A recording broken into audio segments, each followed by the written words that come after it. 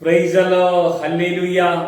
അഭിഷേകമന്ന എന്ന വചന സന്ദേശം നമ്മുടെയൊക്കെ ഹൃദയത്തിൻ്റെ അകത്ത് പരിശുദ്ധാത്മാവ് ശക്തമായി നമ്മുടെ ജീവിതത്തിൽ വലിയ വചനത്തിലുള്ള ഒരു വെളിപ്പാടും മാറ്റവും ബോധ്യവും നമുക്ക് വെളിപ്പെടുത്തി തരുവാൻ കർത്താവ് ഇടയാക്കും.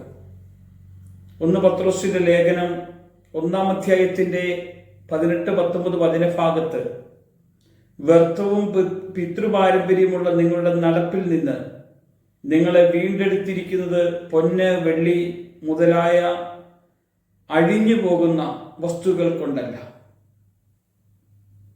ക്രിസ്തുവെന്ന നിർദോഷകനും നിഷ്കളങ്കനുമായ കുഞ്ഞാടിന്റെ വിലയേറിയ രക്തം കൊണ്ടത്രേ.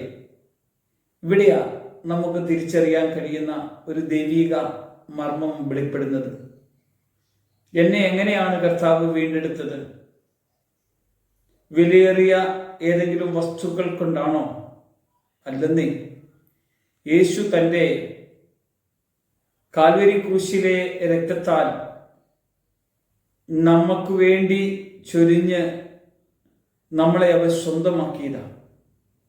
നമ്മുടെ പിതൃപാരമ്പര്യം ഉണ്ടല്ലോ, പിതാവിൻ്റെ പാരമ്പര്യം, ഈ ലോകത്തിൻ്റെതായ പാരമ്പര്യം ഉണ്ടല്ലോ, അതിൽ നിന്നെല്ലാം വിട്ടാണ് ക്രിസ്തുവിൻ്റെ പാരമ്പര്യത്തിലേക്ക് നമ്മളെ കർത്താവ് കൊണ്ടുവരാൻ ഇടയായിരിക്കുന്നത്.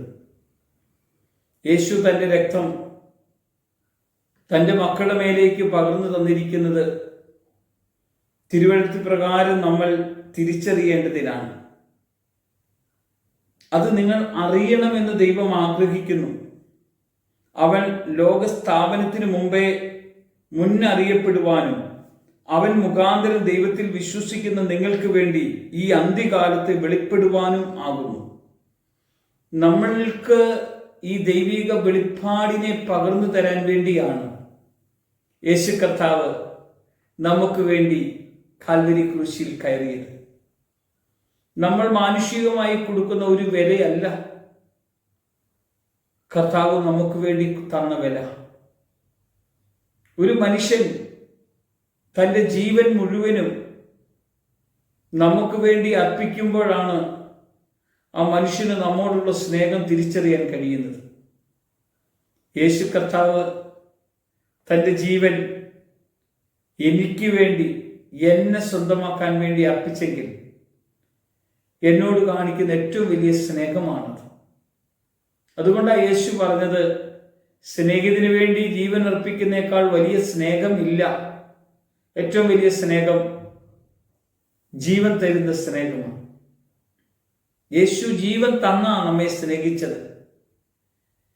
ഒരാൾ പോലും തരാത്ത ഒരു കാര്യമാണ് യേശു നമുക്ക് വേണ്ടി ചെയ്തത്. യേശു ചെയ്തത് നമ്മുടെ പാപത്തിനൊരു പരിഹാര യാഗമായിട്ടാണ് യേശു അത് ചെയ്തത്. യേശുവിൻ്റെ പ്രവൃത്തി നമ്മളിൽ വെളിപ്പെടണം. യേശുവിൻ്റെ ചിന്ത നമ്മുടെ ചിന്തയായി മാറണം. യേശുവിൻ്റെ പ്രവൃത്തി നമ്മുടെ പ്രവൃത്തിയായി മാറണം. യേശുവിൻ്റെ ആലോചന നമ്മുടെ ആലോചനയായി മാറണം. യേശുവിൻ്റെ പ്രാർത്ഥന നമ്മുടെ പ്രാർത്ഥനയായി മാറണം. ഏറ്റവും വലിയൊരു മാതൃകയായിരുന്നു യേശു കാണിച്ചത്. യേശുവിൻ്റെ കൂടെയുള്ള ജീവിതം എന്തൊരു ആനന്ദകരമാണെന്ന് നമ്മൾ അനുഭവിച്ചേലേ മതിയാവൂ പ്രിയമുള്ളവരെ. ഇന്ന് നമ്മളെ നേടിയ, അല്ലെങ്കിൽ നമുക്ക് നേടിത്തന്ന രക്ഷ അനുഭവം, യേശു കൊടുത്ത വില, അത് അത്രയും വലിയ വിലയാണ് യേശു കൊടുത്തത്. വിലയേറിയവന്റെ രക്തം, അതിന് വില നിർണയിക്കാൻ കഴിയില്ല പ്രിയമുള്ളവരെ. പൊന്നും വെള്ളിയോ വിലയേറിയ ഒരു വസ്തുക്കൾ കൊണ്ടൊന്നും അല്ല നേടിയത്. നിഷ്കളങ്കനായ ക്രിസ്തുവിന്റെ വിലയേറിയ രക്തമുണ്ട്. എന്തിനാ? എൻ്റെ രക്തത്തിലുള്ള എല്ലാ പാപക്കറകളെയും മായിച്ച് യേശുവിന്റെ രക്തത്തോട് ചേർത്ത് എന്നെ അഭിഷേകം ചെയ്തിരിക്കുക. യേശു ക്രിസ്തുവിൽ ഞാൻ ഒന്നായിട്ട് ജീവിക്കാൻ തക്കവണ്ണമാണ് എന്നെ എൻ്റെ കർത്താവ് അഭിഷേകം ചെയ്തത്. ഞാനൊന്ന് വിശ്വസിച്ചാൽ മതി, ഞാനൊന്ന് ഏറ്റുപറഞ്ഞാൽ മതി, ഞാൻ അവനെ ഒന്ന് അനുസരിച്ചാൽ മതി. ഞാൻ അവൻ്റെ കൂടെ ഒന്ന് പോയാൽ മതി. അപ്പോൾ മുതൽ എനിക്ക് ഈ രക്ഷാ അനുഭവം ആസ്വദിക്കാൻ പറ്റും, അനുഭവിക്കാൻ പറ്റും. പ്രിയമുള്ളവരെ, ഈ വചനം പത്രോസിന്റെ ലേഖനത്തിൽ നമ്മോട് കർത്താവ് പറഞ്ഞ വചനം എന്നെ വിശുദ്ധീകരിക്കാനുള്ളതാണ്, എന്നെ അഭിഷേകം ചെയ്യാനുള്ളതാണ്. ഞാനും കർത്താവിനോട് കൂടെ ഒന്നായിട്ട് നമുക്ക് ചേർന്ന് പ്രാർത്ഥിക്കാം. കർത്താവേ, സ്വർഗീയ പിതാവേ, അവൻ്റെ മഹത്വം, അവൻ്റെ ശക്തി, അവൻ്റെ കൃപ, കാരണം എനിക്ക് വേണ്ടി വെള്ളിയോ പൊന്നോ ഒന്നുമല്ല, യേശുവിൻ്റെ രക്തം തന്നെ എനിക്ക് വേണ്ടി പകർന്ന് എന്നെ വീണ്ടെടുത്തല്ലോ. ആ വീണ്ടെടുത്ത കൃപയ്ക്കായിട്ട് ഞാൻ നന്ദിയോടെ പ്രാർത്ഥിക്കുന്നു. എന്നെ ബലപ്പെടുത്തണം. യേശുവിൻ നാമത്തിൽ ആമേൻ.